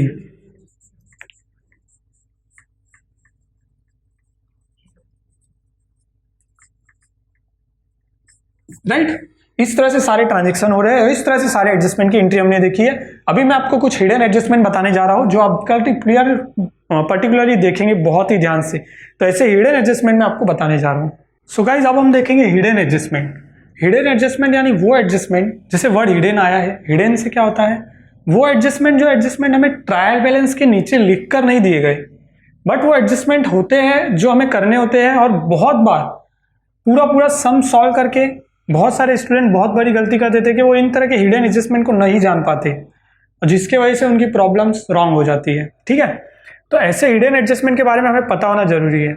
पहला, जैसे इसमें बताया है salaries rent paid 10 months, specially mention किया है 10 मंथ्स। मैंने आपको पहले ही बताया कि फाइनल अकाउंट जो होता है वो एक पर्टिकुलर अकाउंटिंग ईयर के लिए होता है, जो 1 अप्रैल से स्टार्ट होने के बाद 31 मार्च को एंड हो रहा है।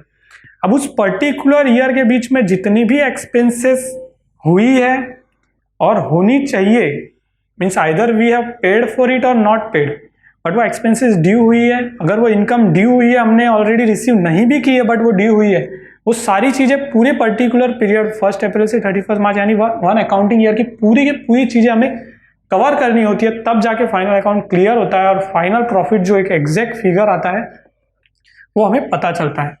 तो जैसे यहाँ पे salaries and rent paid 10 months लिखा है, यानी वो 10 महीने की सैलरी और रेंट किसी भी पर्टिकुलर एक चीज के लिए, जैसे मैं यहाँ सैलरी लेता हूँ, सैलरी पेड 10 मंथ्स दिया है, यानी 2 महीने की सैलरी पे नहीं हुई है, सिर्फ 10 महीने की सैलरी आपको दी है। ये आइटम्स जो है वो ट्रायल बैलेंस में आपको दिए होंगे, ये आपको एडजस्टमेंट में नीचे नहीं दिए हो, तो इसलिए आपको पता नहीं चलता कि एडजस्टमेंट है, क्योंकि ये हिडन एडजस्टमेंट है जिन्हें आपको करना होता है, और अगर ये आप नहीं करते हो तो आपके मार्क्स कटते हैं। राइट, अगर सैलरीज पेड है फॉर 10 मंथ्स यानी 2 मंथ्स की सैलरी पेड नहीं हुई है, तो दैट इज आउटस्टैंडिंग, और आउटस्टैंडिंग सैलरी मतलब आउटस्टैंडिंग एक्सपेंसेस, तो उसके इफेक्ट जो मैंने आपको बताया है आउटस्टैंडिंग एक्सपेंसेस के इफेक्ट वो आपको यहाँ करने हैं। पैसा पे करना बाकी है यानी हमारे लिए लायबिलिटी है, तो बैलेंस शीट का इफेक्ट हो जाएगा लायबिलिटी साइड। आपको 2 महीने का जो भी पर्टिकुलर सैलरी होता है वो आपको कैलकुलेट करना है और लायबिलिटी साइड में बताना है। जैसे आपको यहाँ दिया होगा सैलरी पेड 10 मंथ्स और आगे दिया है 1 लाख रुपीज। 10 महीने की सैलरी अगर 1 लाख रुपीज है तो 1 महीने की कितनी होगी, आप उसको कैलकुलेट करेंगे, 1 महीने की होगी 10,000। अब 2 महीने की सैलरी पेड नहीं हुई है यानी आउटस्टैंडिंग सैलरी होगी 20,000, उसको आप लिखेंगे लायबिलिटी साइड जाकर आउटस्टैंडिंग सैलरी 20,000, और उसका दूसरा इफेक्ट होगा पर्टिकुलर सैलरी और रेंट जो भी है पर्टिकुलर एक्सपेंसेस जो आउटस्टैंडिंग हुई है उसमें हम लोग ऐड कर देंगे। ठीक है, इस तरह से ऐसा एडजस्टमेंट इनकम का भी हो सकता है कभी कभी, जैसे यहाँ दिया भी है, देखिए rent receive for 11 months, rent receive for 11 months है यानी 1 मंथ के रेंट रिसीव नहीं हुआ है, ऐसे में इनकम जो हमारी आनी बाकी है, इनकम आनी बाकी है 1 मंथ की, वो भी हम कैलकुलेट करेंगे कि 11 मंथ्स के लिए कितना पेड किया, 1 मंथ के लिए कितना अमाउंट होता है, और वो 1 मंथ का अमाउंट जितना है वो हम लोग असेट साइड में लिखेंगे कि हाँ इतना हमारी इनकम आनी बाकी है, और उसको पर्टिकुलर हमारे जो रेंट रिसीव फॉर 11 मंथ जैसे दिया है तो पर्टिकुलर रेंट के अंदर हम लोग उसको ऐड कर देंगे रेंट रिसीव में। ठीक है,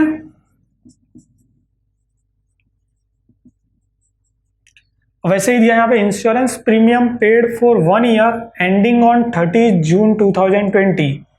अभी यहाँ पर जैसे ऊपर एक्सपेंस दिया था, एक्सपेंस 10 महीने का पेड किया है, आउटस्टैंडिंग निकला था 2 महीने का, बट यहाँ पर इंश्योरेंस प्रीमियम हमने पेड किया है जो कि 1 ईयर का है और वो एंड हो रहा है 30 जून 2020, यानी कि इंश्योरेंस प्रीमियम। अब आप लोगों ने इंश्योरेंस के साथ आप डील करते होंगे, आपके फैमिली में इंश्योरेंस किसी ने लिया होगा तो आपको पर्टिकुलरली पता होगा कि इंश्योरेंस प्रीमियम जो है वो पर्टिकुलर पीरियड के लिए पे होती है। अगर ईयरली पे कर रहे, जैसे यहाँ पे दिया ही है 1 ईयर के लिए, यानी ये लोग इंश्योरेंस प्रीमियम ईयरली पे कर रहे।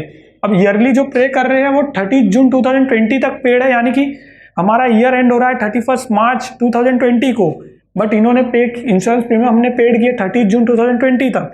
तो इंश्योरेंस प्रीमियम हमने एडवांस पे किए, कितने महीने की एडवांस पे किए हम गिनेंगे, अप्रैल मई जून मंथ एंड हो गया, यानी 3 मंथ्स की इंश्योरेंस प्रीमियम एडवांस पे। अगर इंश्योरेंस प्रीमियम का अमाउंट दिया है, जैसे मान लीजिए 6,000 दिया है, 6,000 फॉर 1 ईयर, तो 1 मंथ का कितना होता है हम लोग उसको डिवाइड करके कैलकुलेट करेंगे, 500 रुपीज अ मंथ आता है। अब 500 रुपीज अ मंथ यानी 3 मंथ्स का वो हो गया 1500 रुपीज जो हमने एडवांस पे किया है, और एडवांस में अगर हमने पे किया है तो हमारे लिए वो क्या है, असेट्स है। राइट, असेट्स है क्योंकि हमने एडवांस में पे कर लिया, एक्सपेंस असेट्स है, और पर्टिकुलरली हम लोग इंश्योरेंस प्रीमियम में से उसे माइनस करेंगे। राइट, ठीक उसी तरह यहाँ पे एडवर्टीजमेंट एक्सपेंसेस है। अब ये भी एक्सपेंसेस है एडवर्टीजमेंट, जो मोस्टली आने वाला एडजस्टमेंट है, जहाँ पे लिखा है 4 ईयर्स, यानी कि एडवर्टीजमेंट एक्सपेंसेस 4 साल के लिए पे कर दिया है। अब हमारा ईयर जो है पर्टिकुलर ईयर 1 अप्रैल से 31 मार्च, यानी 1 ईयर, और 1 ईयर का ही हम लोग को कैलकुलेट करना है। अब एडवर्टीजमेंट एक्सपेंसेस 4 ईयर्स का अगर 40,000 मान लो हमने पे किया है, तो 1 ईयर का कितना हो रहा है 10,000, यानी 3 ईयर्स का एडवांस पे हुआ है। और एडवांस अगर पे हुआ है तो सेम जैसे इंश्योरेंस प्रीमियम का हुआ वैसे ही हम लोग माइनस करेंगे उसको एडवर्टीजमेंट में से, क्योंकि ये 3 ईयर्स का एडवांस पे हुआ है, और उसको भी असेट साइड में बताएंगे क्योंकि हमने एडवांस में पे कर दिया ऑलरेडी एक्सपेंस।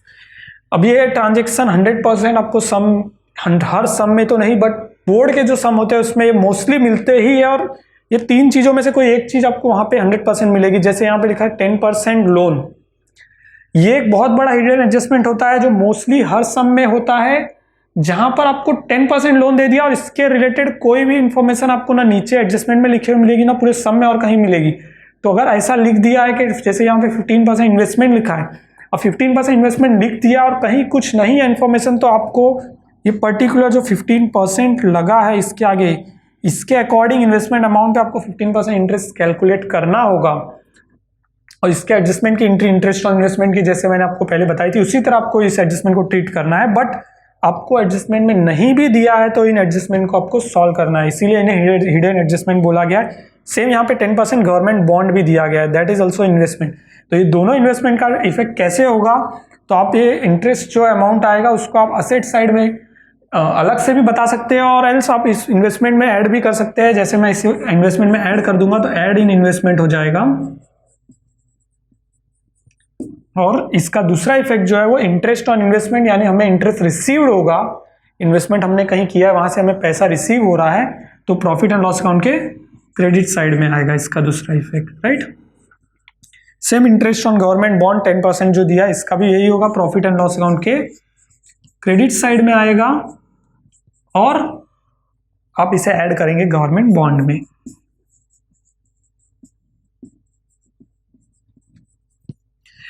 दूसरा दिया है यहाँ पर 10% लोन, जो इसमें आपको बता रहा था, बट इसमें आगे देखिए एक छोटी सी इंफॉर्मेशन मेंशन है कि 10% लोन बोरोड ऑन 1/1/2020, यानी 1 जनवरी 2020 को आपने बोरो किया है। तो ये भी एक स्पेसिफिक डेट इंफॉर्मेशन है। अगर सब में कहीं कोई डेट मेंशन है, कहीं भी ब्रैकेट में कोई छोटी सी चीज मेंशन है, यानी वो आपको एक हिडन कमांड दे रहा है कि आपको इस चीज को देखना है और इससे कुछ तो रिलेटेड है। अब 10% लोन दिया है, यानी लोन आपने खरीदा है 10% में, 10% इज इंटरेस्ट रेट, लेकिन उसे बोरो किया गया 1 जनवरी 2020, आपका ईयर एंड हो रहा है 31 मार्च 2020, यानी कि जनवरी फरवरी मार्च 3 मंथ्स का इंटरेस्ट इस पे कैलकुलेट होगा, जो कि एक्रूड इंटरेस्ट होगा, आउटस्टैंडिंग इंटरेस्ट होगा, जिसे आप कैलकुलेट करेंगे और लोन के अमाउंट में ऐड करेंगे। और इंटरेस्ट आपके लिए क्या है, एक्सपेंस है, तो एक्सपेंस है तो प्रॉफिट एंड लॉस अकाउंट के डेबिट साइड में आएगा। इंटरेस्ट ऑन लोन करके आप इसे लिखेंगे प्रॉफिट एंड लॉस अकाउंट के डेबिट साइड में, और इस 10% लोन जो बोरोड आपने किया 1 जनवरी 2020 को 3 मंथ्स का इंटरेस्ट कैलकुलेट करेंगे आप और ऐड करेंगे लोन के अमाउंट में, add in the loan amount. तो इस तरह से सारे एडजस्टमेंट हमने कवर किए। पहले हमने एडजस्टमेंट देखे जो पर्टिकुलरली आते हैं, और ये कुछ हिडन एडजस्टमेंट है जो आपको एडजस्टमेंट में दिए नहीं होते हैं बट ट्रायल बैलेंस में मेंशन होता है, और इन हिडन एडजस्टमेंट को, हिडन कमांड को भी आपको लेना है, तो आप पर्टिकुलरली फाइनल अकाउंट पूरी तरह से क्लियरली पढ़ सकते हैं, राइट। तो ये सारे हिडन एडजस्टमेंट के बाद अब मैं आपको कुछ की पॉइंट बताऊंगा जो बहुत जरूरी होते हैं, क्योंकि कुछ टर्मिनोलॉजी ऐसी होती है अकाउंट्स में जिन्हें समझना जरूरी है, कुछ एक्सपेंसेस ऐसी होती है जो अलग अलग जगह पर उसके इफेक्ट अलग अलग हो जाते हैं, तो वो मैं आपको क्लियरली की पॉइंट्स में बताऊंगा, ठीक है। सो गाइस, अब मैंने आपको बताया, जैसे एडजस्टमेंट बताए, हिडन एडजस्टमेंट बताए, उससे पहले हमने देखे प्रोफार्मा। अब मैं आपको कुछ की पॉइंट बताने जा रहा हूँ। ये की पॉइंट इसलिए जरूरी है क्योंकि कभी कभी ट्रायल बैलेंस में कुछ ऐसे आइटम्स आते हैं जो आपको बहुत कंफ्यूज कर देते हैं कि इस तरह की एंट्री को हम क्या करें। और ये की पॉइंट जो है, अगर वो एडजस्टमेंट, हिडन एडजस्टमेंट और की पॉइंट अगर आप पूरी तरह से कर लेते हो, तो आप विदाउट एनी हेल्प, किसी की भी हेल्प के बिना फाइनल अकाउंट अपनी जिंदगी में कभी भी सॉल्व कर सकते हो। सबसे पहला की पॉइंट जो मैं आपको बताने जा रहा हूँ, एक्चुअली यहाँ से मैं नहीं स्टार्ट करने पहले मैं आपको कुछ चीज़ें बताना चाहूँगा जो मैंने आपको ऑलरेडी बताई भी है। कि फाइनल अकाउंट जो होता है वो पर्टिकुलरली 1 ईयर के लिए होता है, 1 अप्रैल से 31 मार्च। और एक चीज, जितने भी ट्रायल बैलेंस में अमाउंट्स होते हैं उस सारे के सारे अमाउंट का ओनली वन इफेक्ट होता है, क्योंकि वो लेजर बैलेंसेस होते हैं।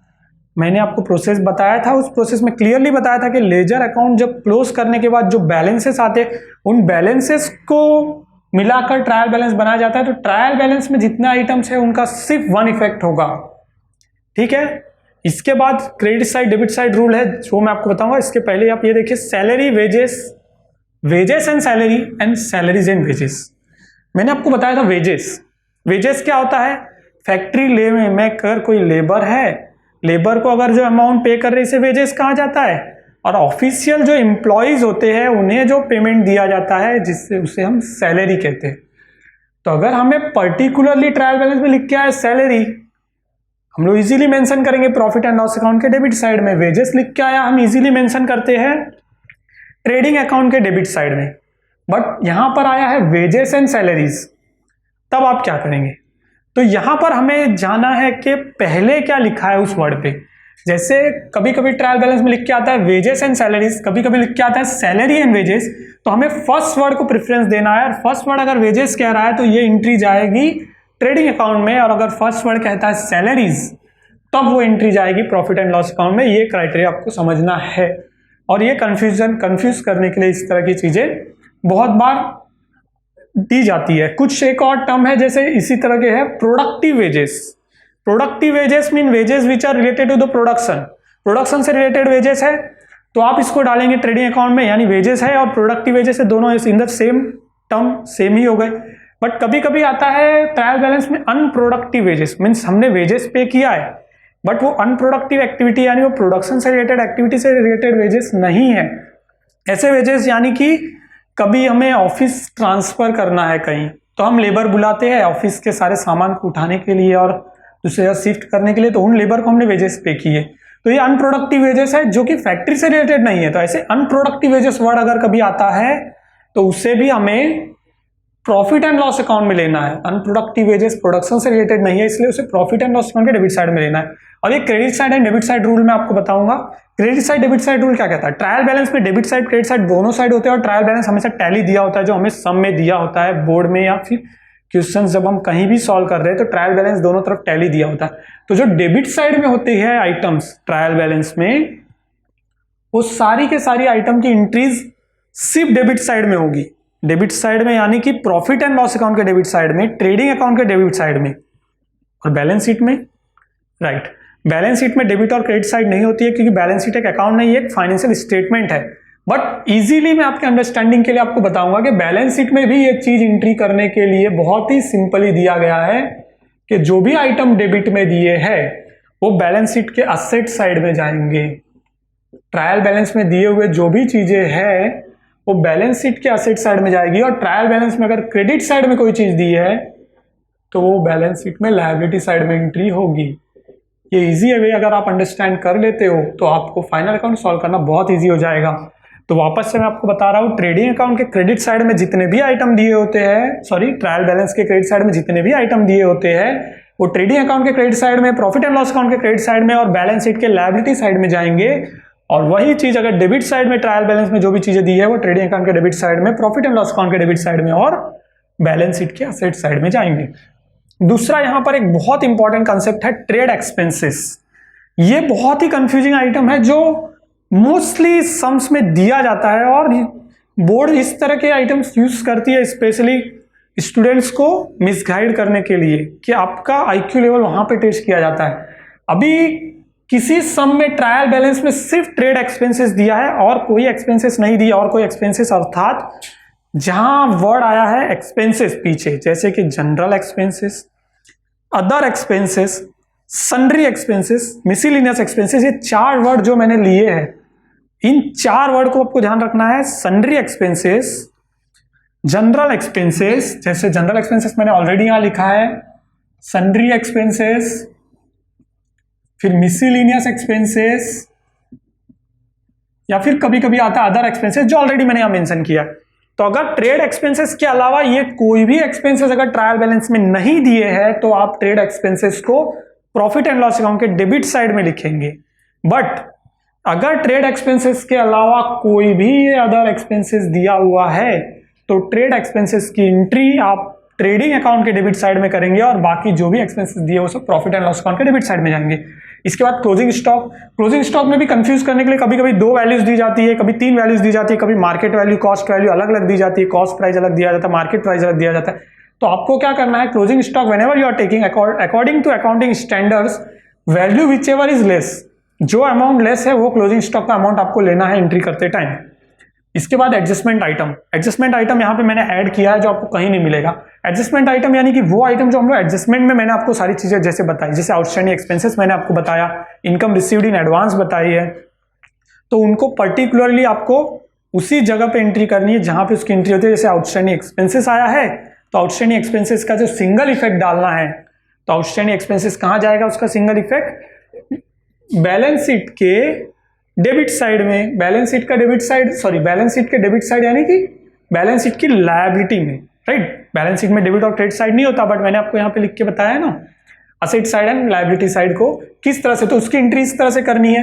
जैसे इनकम रिसीव्ड इन एडवांस आया तो वो हमारे लिए असेट है, असेट में एंट्री, तो उसका सिंगल इफेक्ट होगा। ट्रायल बैलेंस में जो आइटम है उसके 1 इफेक्ट, एडजस्टमेंट जितने भी है उनके सबके 2 इफेक्ट, उसके बाद हिडन एडजस्टमेंट। इस तरह से आपको करना है। जैसे स्टेप्स फॉर सॉल्विंग प्रॉब्लम, ये लास्ट है।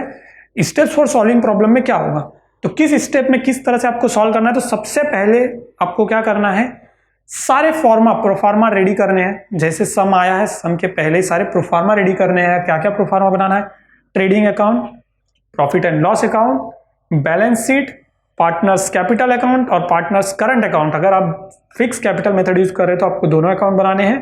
अगर आप फ्लक्चुएटिंग कैपिटल मेथड यूज कर रहे हो तो आपको पार्टनर्स कैपिटल अकाउंट ही बनाना है।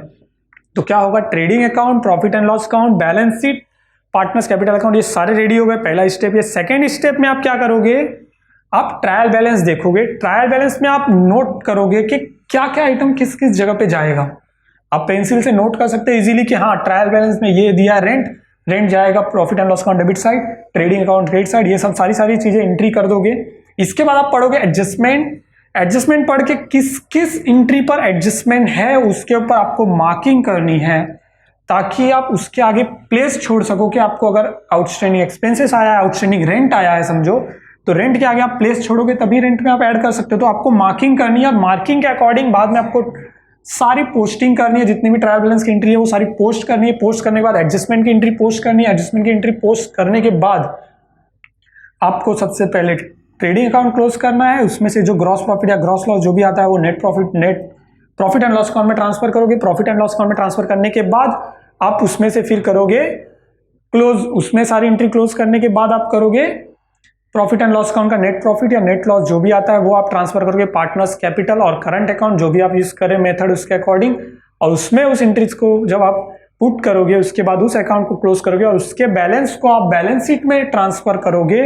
एंड फाइनली बैलेंस शीट में सारे अमाउंट जब आप ट्रांसफर कर लेते हो, लास्ट इफेक्ट आता है, तब आप बैलेंस शीट टोटल करते हो और बैलेंस शीट दोनों तरफ से टैली होनी चाहिए, यानी बैलेंस शीट का अमाउंट जो है वो फाइनल होना चाहिए।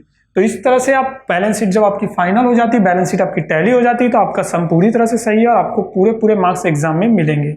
सो गाइज, आपको मेरा वीडियो पसंद आया तो लाइक करें, सब्सक्राइब करें और कमेंट करें। और साथ में अगर आपको इस वीडियो से रिलेटेड और भी ज़्यादा इन्फॉर्मेशन चाहिए और भी अदर सब्जेक्ट की इन्फॉर्मेशन चाहिए तो आप हमारे ऐप को डाउनलोड कर सकते हैं और हमारी वेबसाइट को विजिट कर सकते हैं, जिसकी लिंक आपको डिस्क्रिप्शन बॉक्स में दी गई है। So thanks for watching.